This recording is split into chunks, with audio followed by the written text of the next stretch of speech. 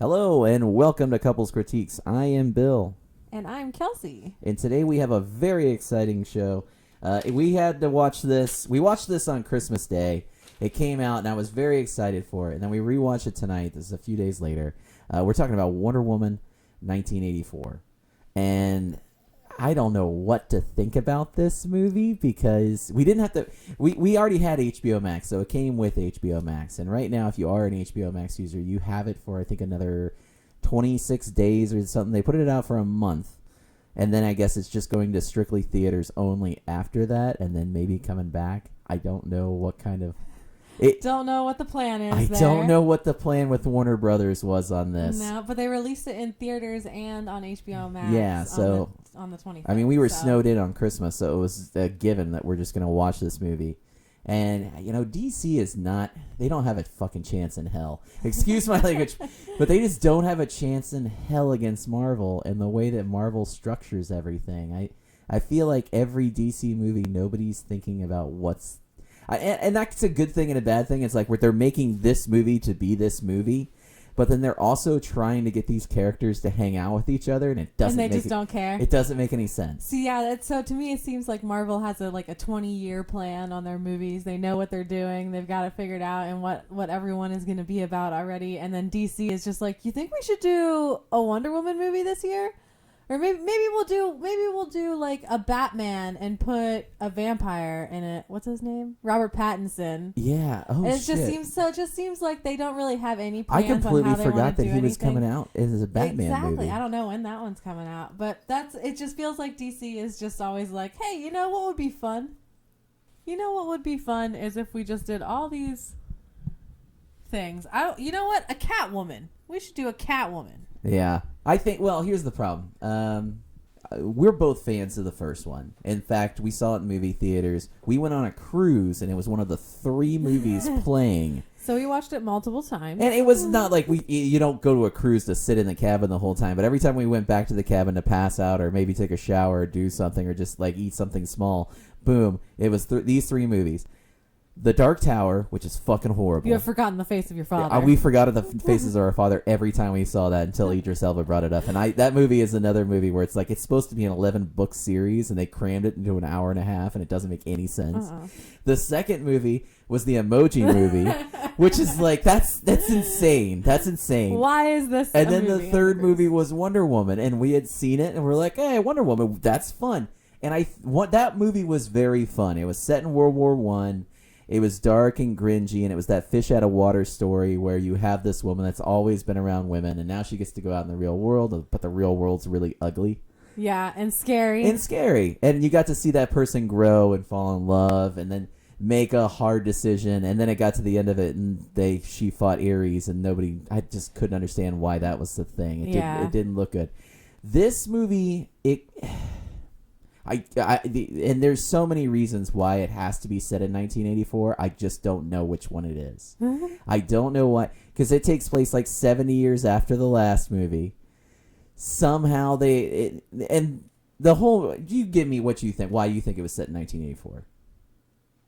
Well, I think there's a couple of reasons. We did talk about like the whole end of the world type scenario and how that was big in the 80s, and fighting with all the missiles and nuclear weapons. Yeah, and there's a nuclear holocaust that almost happens in this movie, but I think it's a 2.5 hour movie. Yeah. This is a 2.5 hour movie. A lot of stuff happens in it, and actually I had to do some research on this.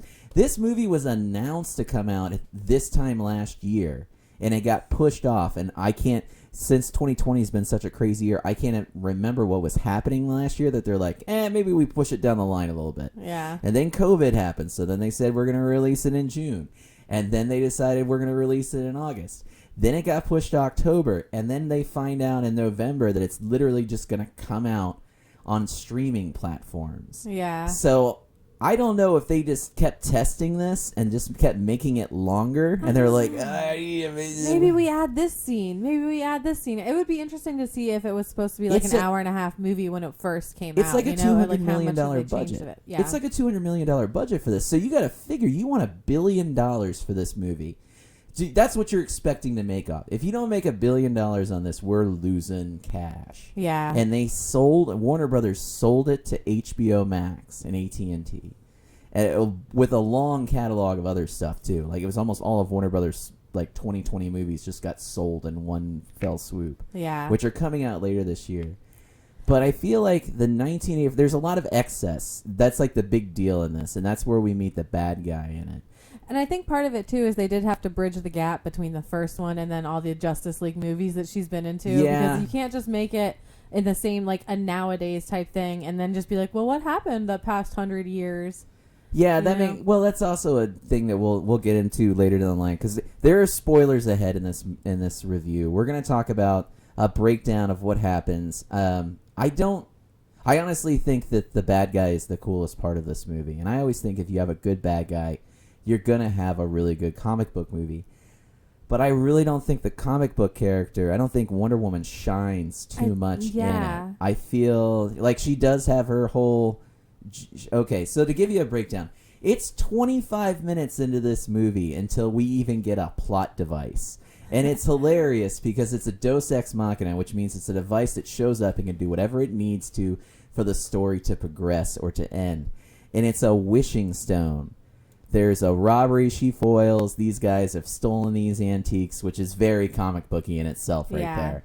And then they find out that this rock, that if you just put your hand on it, and they don't even know this actually. They read it, but they don't understand it. Right. And the whole time she's missing her boyfriend from the last movie. It's not like they read it in a book somewhere after finding it and going, hey, what does this do? No. They read it right off the stone. It's got an engraving. So it's just like, hey, here, I'm a magic stone. Did you know that? I'm a magic stone. Touch me and wish for something, and maybe you'll get it. Maybe you won't. Maybe something terrible will happen.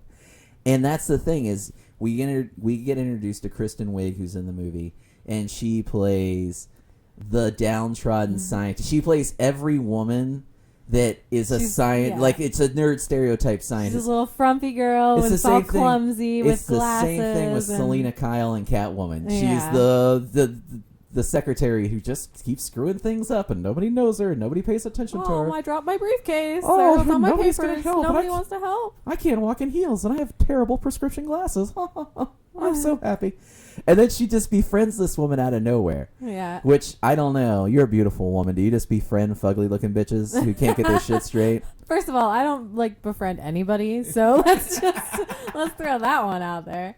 But it's so weird because it's their first interaction. They're just like, oh, yeah, let's be best friends. Let's be best... Well, it's like a hesitant, yeah. and then it's like, you know what? Let's be best friends You're now. Goofy. Let's go to dinner. You know what? Just laugh. Yeah. I haven't laughed like this in ages. Right. Oh, okay. It's been 70 years since your boyfriend died and you haven't laughed? Okay, yeah. She definitely banged out a quick few ones in the 40s or 50s. You would think. Yeah, it was a party 70 time. years? Although I don't know. How long did she go before she met him? So a few thousand years, I think. So, but she was stuck she was stuck on a planet, or not a planet, but an island of all women. Which, that's what it opens up with. And I asked I'm like, so do you think there's like an island of dudes they sneak away to? Or do you think all of them are full-on lesbos? And what did you say? I don't even remember. You were like, hey, there's definitely an island of dudes somewhere. I mean... You would think. Well, there's an island of dudes somewhere. Because how do they keep getting women? Yeah. Although she was like a magic baby, like a wish baby. She was a wish baby, so. yeah. But getting... wishes. The wishes always come true. But it's 25 minutes into the movie, we find out that there's a wishing stone. The first things that she wishes for is, of course, she wishes her dead boyfriend brought back to life. 70 years she's been pining for Chris Pine. Captain Kirk comes back and gets the girl again. And that was probably the coolest part of it. Because it's a flip inverse. In the first movie, she's the fish out of water.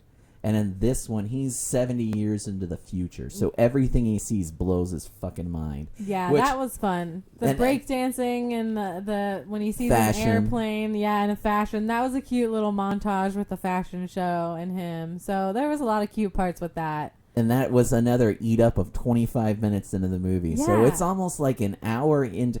It's 48 minutes into it before we even start to see the plot move forward. Yeah, it's like you could just cut all of this out and make it still a really good movie. Yeah. You know, but... So Pedro Pascal is my favorite character. We talked about him. He is a con man. He is an 80s infomercial guy who literally will set up, you'll see him on TV and he'll say, send me money and you can be part of this great oil empire. The Black Gold Company. Or Black Gold conglomerate or whatever. Yeah. And it's obvious that everything he has is it's money in one hand and right out the other, and he's screwing up. He None doesn't of have it's for anything. him. None of it. Yeah, nothing's going right in this guy's life. But somehow, and it's like there's a bunch of little lines that get dropped into it, and it's just like, yeah, I'm into gemology, so I know about this wishing stone, and I want to go see you guys found a wishing stone, but you don't know it's that. Let me take a look at it. I'm into cryptozoology. He does the Act 3 of Aladdin, where he's just like, you know what? I wish to be the wishing stone. Yeah. And that was hilarious because I would have never have thought to done that. No, but he's been thinking about it a long time. So that's one of the things you see is when he comes into his office and just throws all the papers off of his desk. There's just tens of a bunch of papers. I was gonna say tens of hundreds. There's but tens of thousands of papers. His there's desk a lot of papers just on this dreamstone and what it is and what it does and pictures of it and stuff. So he's been thinking about it for a really long time. It's just this movie's so long, but there's no setup to anything. No. So it keeps going on. Or it's just all set up, depending on how you look at it. And that's the thing is it progresses, and the doty little friend ends up saying, you know what? I wish that I was just like Diana. I want to be Wonder Woman. She has no clue. She has no clue what Wonder Wonder Woman is. So all of a sudden, as the days go on, she starts getting super strong. One of your favorite moments is when she goes to check the fridge and just rips the door right off the fridge. I love that part. You want to be that strong one day. You just want to rip the fridge door off and be like, oh, well, we need a new one. Yeah. But no, it's just, and she just jumps around in her heels to miss water. And she just looks beautiful all of a sudden. Everyone starts paying attention to her. Everyone thinks she's the coolest. Everyone hangs on to every word she has. And I had to laugh because I'm like, she doesn't get better looking because her hair still looks like a mess. It just looks messier. But everyone just is more attracted to her as things go on. Yeah. And that was weird. That was kind of weird. And it was kind of funny because she went from the girl next door nerdy types to pretty, really pretty. Mm-hmm. And then all of a sudden she starts to get she looks like vampy. a hooker. that was I don't know if that was 80s fashion, but don't know, but she progressed. Yeah. The hooker look progressed throughout the movie. Yeah, and it she just got gets more worse hard, and dirtier, and she then got all harder. of a sudden, yeah, she got harder and angrier and just bitchier throughout the movie, even though she's getting everything she wants. And that was the thing that threw me for a loop. This is so funny. I had to look at it because I'm like, what happens? Pedro Pascal starts to get sick every time he gives somebody a wish. Yeah. Diana gets into a fight and gets hurt, which is, she's a god. How's she going to get hurt? Right. And that was another scene that was just blew my mind. And then she can't hold on to her rope, her lasso. She can't hold on to her lasso. She's all her shit's all retarded. Her. She can't do anything right. And she's just getting hurt constantly. And it's not until an hour and 30 minutes. The movie is 2 hours and 30 minutes. It's not for almost more than halfway through the movie. We find out that the wishing stone is a piece of dark magic that is every time you wish, when you wish for something, you get one wish, it'll give you whatever you want, but it takes your most prized possession away. And the thing is that's not set up in the main three characters who take a wish. So Kristen Wiig's character, the only person that the only person who says that she's this good of a person, is a nice person, is Diana. Well, no, and then the homeless guy, because she fed a homeless guy. That's right. So it's like you got to get the one thing. Yeah, you got to just you got to be on it with it. For a 2.5 hour movie, every plot point is rushed very quickly. And these are things that I didn't pick up the first time. We had to watch it the second time. Pedro Pascal, it's 2 or 3 times that he's talking about these supplements that he takes.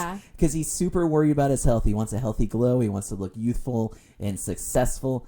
And Diana, they don't even say it until you're already like, why is she getting her ass kicked? Right. This makes no sense. Is the other girl stealing her powers? That's what we thought. We're like, oh, she wants to be like Diana. So, of course, it's just going to take her powers and put it in Kristen Wiig's character. But it doesn't work that way. And you don't find out till more than halfway through the movie that, oh crap, every good thing that's going to happen, boom, they'll just take it in a different way from you. Yeah.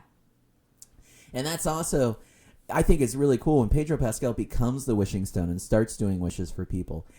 it's not up to the, like, I guess, the gods to figure out what your most prized possession is. He can just say off the top of his head what he wants from you, and it's his I know. now. And I thought that was really cool. That was fun. I did like that part because it was different. He's like, I'll give you whatever you want. What do you want? Okay, by the way, I'm taking your guards. I'm taking all your oil. I'm going to take this house. All this is mine now. Go take your thing that you wanted, and you're out of here. And that's something that, he had to have thought of before he, like, thought to even wish for the stone, to be the stone, because you wouldn't... How many screwed up wishes are you doing where you're just like, hey, homeless guy, what do you want? I want Right. a bottle of vodka and a cheeseburger. All right, well, what do I take from you? I don't even know. Your life force. Yeah, I guess. I mean, homeless people will live forever on nothing, so...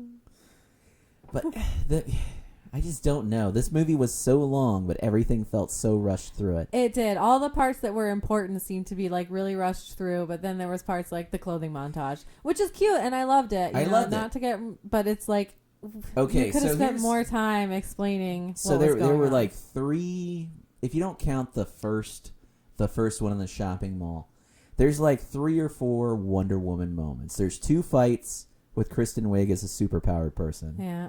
And then what else? The There's the highway one. highway thing. The highway thing is what blew my I mind. didn't really care for it. It Because seemed weird. in the first one, when they do the fight in No Man's Land and when they do the fight in the town where she goes through and just kicks the troops' asses and sets this whole thing ablaze, it's dark. It's dreary. It's not where she's flying through the sky with this weird look.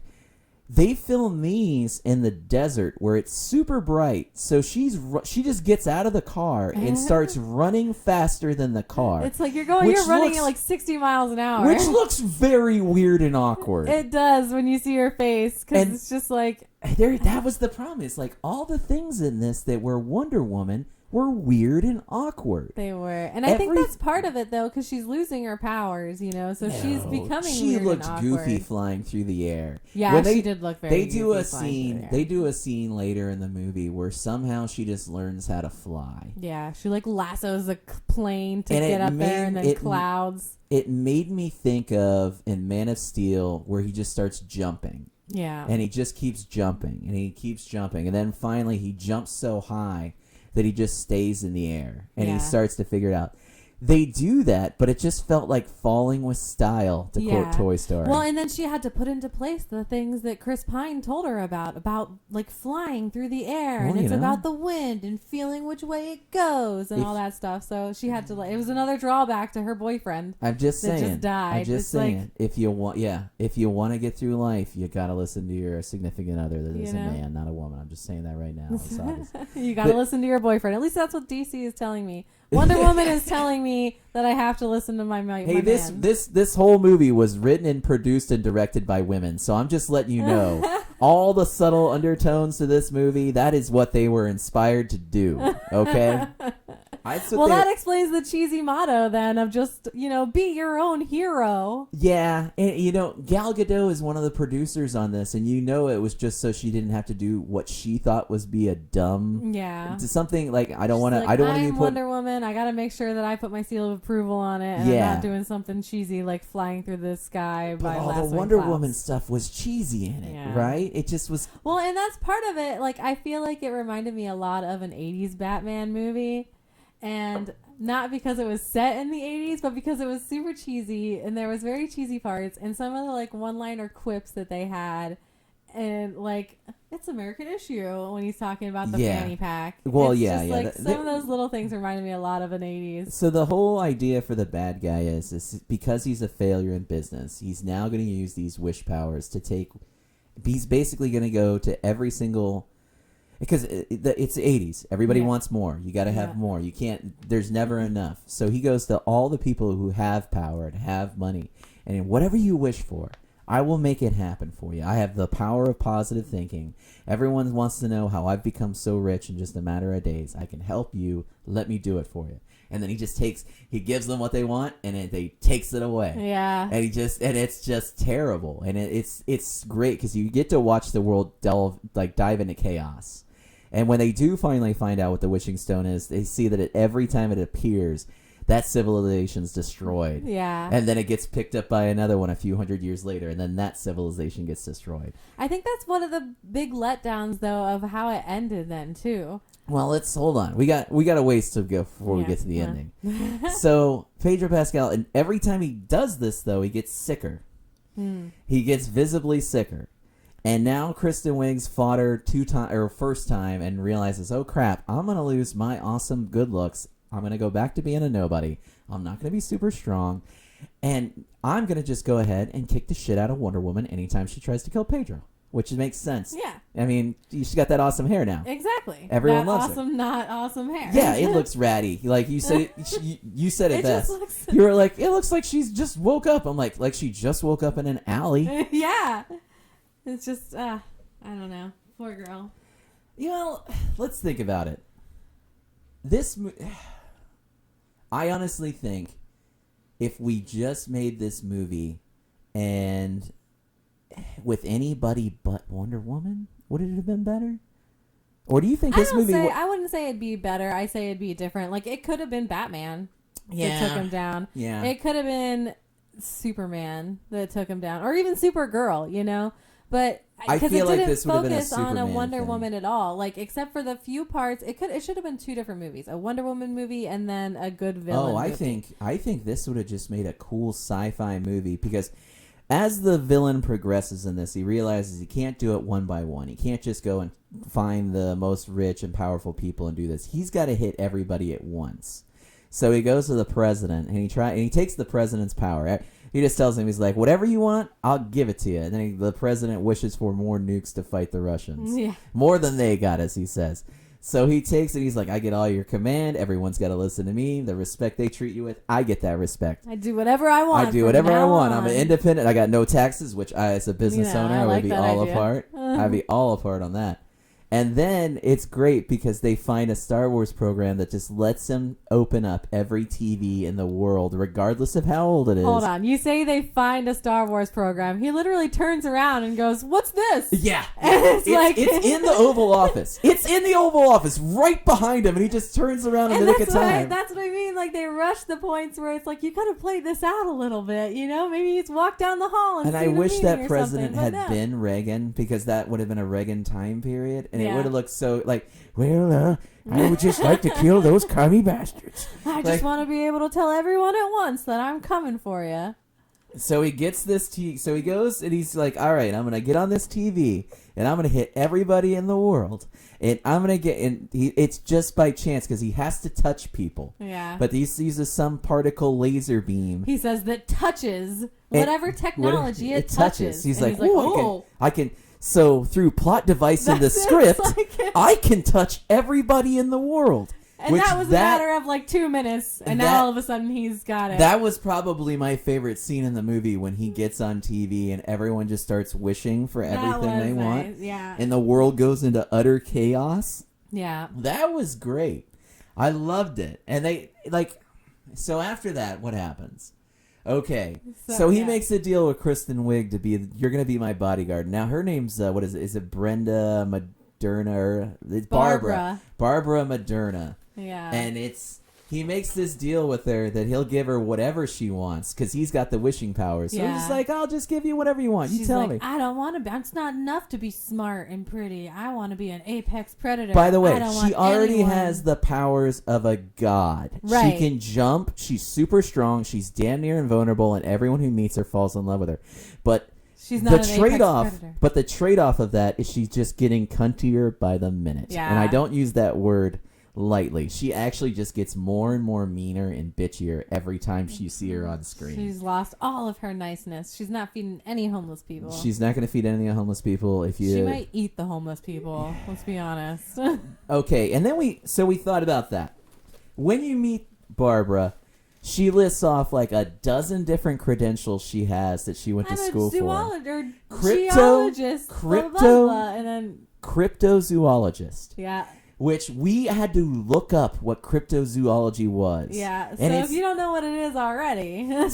Yeah, because there's no reason, if you don't know what cryptozoology is, There's no reason that she becomes a Catwoman at the end of it. No, and that's the thing too. It's completely unrelated from everything else that she did. They so don't why do- the heck? Remember, 2.5 hour movie. This doesn't get brought up once. It just gets she just cryptozoologist. mentions, she's like, "Oh, I'm a geologist and I dabbled in cryptozoology," and it's like, and that's it And until then the last like 20 minutes. And of the movie. cryptozoology is the study of animals that probably don't exist, but there's no proof that they don't. Like a Yeti or a Loch Ness monster. Exactly. But apparently there's a Catwoman that lives out in some Amazon rainforest that she wanted to be like. The apex predator is that Catwoman. So I instantly was looking at it and I was like, this is stupid. I looked over at my wife who's always wanted to be a cat person. And I'm like, is that what you would wish for? Well, I mean, yeah, but but like you said, I'd be the fat cat just laying in the sun all day. Like, where's my kibble? I need you to come over and protect me. Ball of string, ball of string, ball of string, cat. Meow, meow. Not having any of that. So But, yeah. that was the thing that there's And there's no reference to it or why she turned into a cat because Nope. the guy's just like, you get her prowess. That's what Pedro Pascal said to her. Yeah. You get her prowess. as and you Pedro get her Pascal is strength and Max Lord is his name. As Yeah. Max Lord just starts granting everybody's wishes through the TV, which is super 80s if you ask me. Which is super 80s. He just like under his breath, he's like, by the way, I take your vitality so I don't keep dying. I'm gonna go ahead and take your rage and give it to her. We're gonna take your prowess and strength. You can have that too. All that this turns stuff her into a cat. that turns her into a cat person.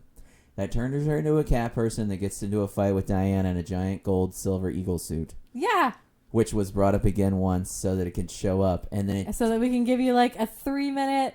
No, don't Show even what this say is. that. Don't even say that. This I is love what that. It's happens. like- They have cat fight number 2, Electric Boogaloo. Oh no, I meant for the golden thing. They rushed through her golden suit too, and just to bring it back. They go, Later. yeah. There's So it's like another thing that could have been like an actual good part of the movie It could have plot been device something that you can useful. stretch out, and it would be nice to know about. It could have been nice an to Iron know Man what- suit exactly. for all you know. It I could have don't been an Amazonian Iron Man suit. It's a giant gold suit that it makes her look like an eagle. She wears it. The cat lady rips it apart, which is silly. Only the wings. Only the wings. And then the armor doesn't do anything extra. No. There's no like, I can do this with it. I can make this happen It with just it. makes her even more invulnerable. But she's also bulletproof and completely invulnerable now anyway, since Like, she what the hell? renounced her wish of her boyfriend coming back to life. What the So hell? now her powers are back. So why do you even need this Why gold do we suit that have does to nothing? have the gold suit? That's the thing that kills me about it. So she defeats Catwoman by drowning her Yeah. and electrocuting her. Yeah. And then she doesn't actually die. No. Even though they do the whole like last breath leaves their body underwater Yeah. and just lays back. And you're like, oh, it's over. She's dead now. So then that makes me wonder too, like, well, I mean, I guess when you see at the end when everything starts to kind of go back to the way it was, maybe it just, but do all those people come back to life then that were wished dead? Okay, we forgot to mention that part, and that's important. Is the only way that we can stop the stone is if the people recant their wishes. Yeah. They repent what they wished for. So you got to get people to So be you gotta like, get- I wish I didn't wish for that. You gotta say that. Or just be like, you know I what? renounce my I wish. renounce my wish. So they come and up then with it's the just idea. gone. Snap your fingers. She's gonna just go to Pedro and she's gonna tell him, "Hey, listen, Max Lord, you gotta renounce your wish so that everybody can get their lives back." Yeah. And of course, at this point, there's a supernatural phenomenon happening because he's literally unleashing everybody's wish upon them. So like wind is coming from And him, she can't pushing fight Wonder him. Woman She away. can't fight him. She's like, "I've got Because all she this can armor." run 60 miles an hour but can't get to him. Nope, tornado stops her. Even though she doesn't have all of her powers when she's running 60 miles an hour. No. But now at the end, she does have all her powers back. She gets And into she it. can't even lasso him very She easily. can't even lasso him very easily. And this is the best. This is how you know it was written, directed, and produced by women. She defeats the bad guy by simply just lecturing him into renouncing Right. his wish. And it worked. And it's great. And I honestly think it is the best ending for a superhero I think it's movie. horribly anticlimactic. And that was my didn't favorite. Like it, I 'cause loved it. They're just like, no, you have to be the hero. Only you can fix this. You're the hope. And then No, it's just it like, got me. oh, you're right. It got me. Because throughout the movie, he has a strange relationship with his son because of his broken up marriage. Yeah. And he just can't make and enough he's just time super for him. stressed. And like he you can tries tell to he give doesn't him- want him there. He can tell he's like, I love the kid, but I don't know. I got too much going on for the kid, which is so 80s dad, by the way. Yeah. that's Super fair. 80s dad. Yeah. And then by the end of it, he realizes, oh crap! If all of this actually happens, my son's gonna die. Like the nuclear launch codes are happening. There's chaos. Everyone is unhappy, but also really happy. It just clicked, and he had to get to the breaking point, apparently. But I thought that was great, and as a father, it hit me. It totally hit me that there isn't. If it's your child's safety over everything in the world, I gotta go with that. I guess maybe that's part of why I didn't like it, because it's like he really didn't care about him at all the whole time, and now all of a sudden he's just like, oh wait, now that I have everything I want.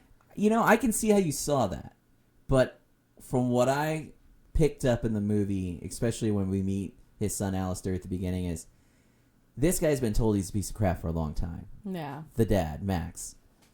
Pedro Pascal. I feel like he's really trying to and they have flashbacks of his dad beating him up and nobody really liking him and thinking he's a failure. I got a total feeling that he just can't. He's got to be a success in his son's eyes for him to feel like a success. Mm-hmm. And especially if you go through a broken marriage and you lose custody rights to your kid, you only get to see him once in a while. I've got plenty of friends going through that. Well, he doesn't only see him once in a while, right? He sees him the whole time throughout the movie, even though the whole movie, like we said, it's in 4th of July and then it's snowing, so it's like at least a 7-month time period. They said he only sees him on the weekends. I know, but then he's there every single time we see him. He's like, oh, by the way, your son Alistair is here. He's like, again? Your son Alistair, plot device, is here. Right, again? Oh, man, I just How many weekends are there? I just had them. He has a great line that he's using all of these young executives. He uses their wish to get whatever he wants. Yeah. So if he wants something, he'll just look you in the eyes and grab your hand and say, wouldn't it be great if I had blah, blah, blah? Don't you wish for that for me? And the people will go, yeah, I do wish that for you. And he does it, and it doesn't, and then he just takes whatever from that person and gets his wish. But it's great because he does it to the one young executive and nothing happens. He's like, have I asked you for any wishes? He's like, yeah, I got the Porsche. He's like, what is it with you guys and the fucking Porsches? Everybody's wishing for And Porsches. then they literally cut to a scene with it. It's like 15 Porsches flying down the road, all speed racing against each other, causing all sorts of chaos. I love those little parts. Like the little quips, that was funny. There was another one. Oh, shoot. I don't remember what it was. But there was another wish that was a funny one. Oh, you're killing me. You're killing me, Smalls. I really like the movie. I did. But I really just feel like it. Even on the first time I watched it, I loved it.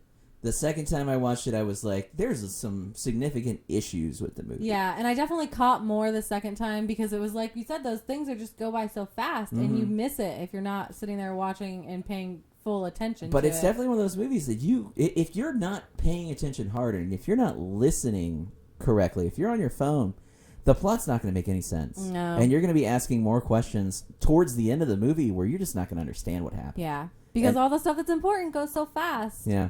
And then you're only watching when they're doing funny things. But what I would this suggest, is a trash can.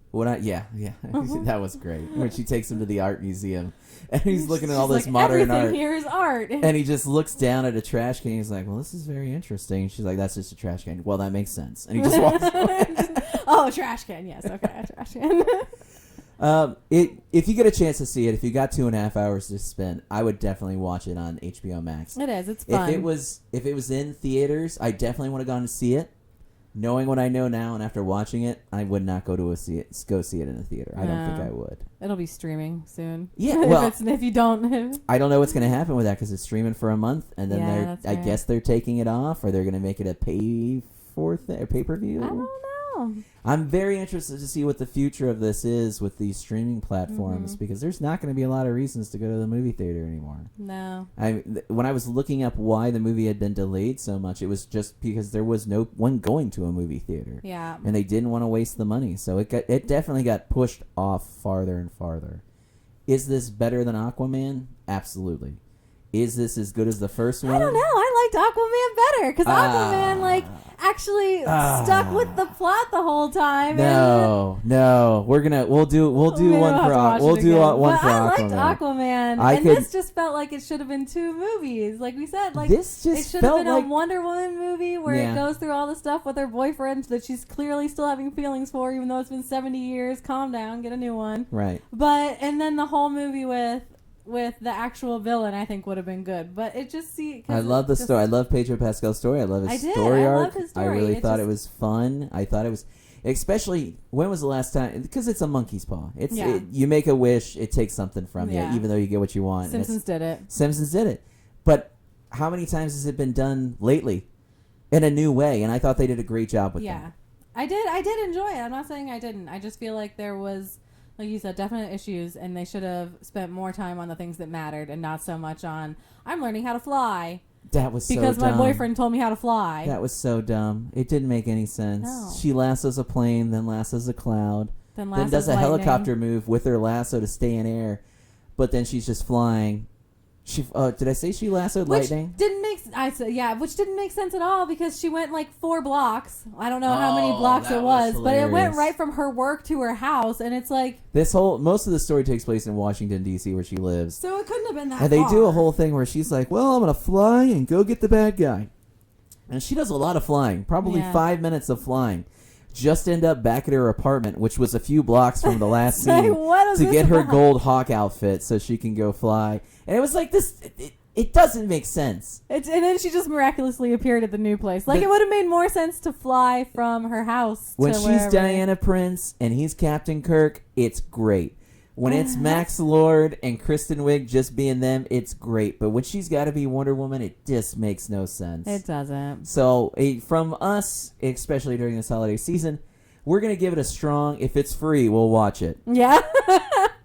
Faux show. And it sounds like there's going to be an Aquaman couples critique coming out probably in a week or two, because I've got a lot of strong opinions on that one. I loved Aquaman. We'll get into that, and you can tell me how awesome Nicole Kidman is. And, I'm going to kill myself if I got to sit through that whole movie. I'm probably going to watch Cliff Notes of it. Nope, you're sitting through it. All right. Well, again, like, comment, and subscribe. We really enjoy making these for you, and we'll have this up here shortly. And look out for that Aquaman couples critiques coming in the next 2 weeks. We love you guys. Be safe, and have a happy new year.